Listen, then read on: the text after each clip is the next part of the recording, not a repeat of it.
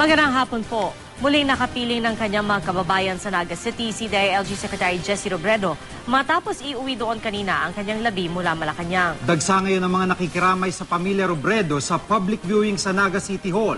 Nakatutok doon live si Joseph Moro. Joseph.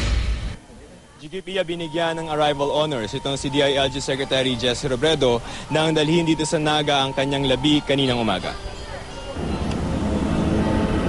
Pasado alas 9 ng umaga, lumapag sa airport ang cargo plane lulan ng labi ng kalihim. We love you, sir!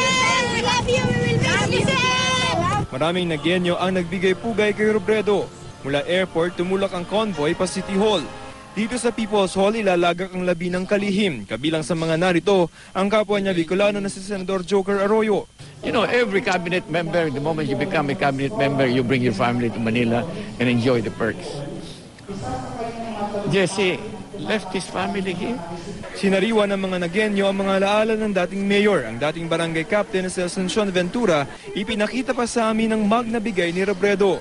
Pinag-alagaan ko itong mabuti para kahit na wala na siya, maalala ko pa siya rin. Ang ilan bitbit ang mga anak para masilip sa huling sandali si Secretary Jesse. Para naman at least alam din nila na habang lumalaki sila, maalala din nila yung mga nagawa ni Mayor and ni Secretary Jesse Robredo.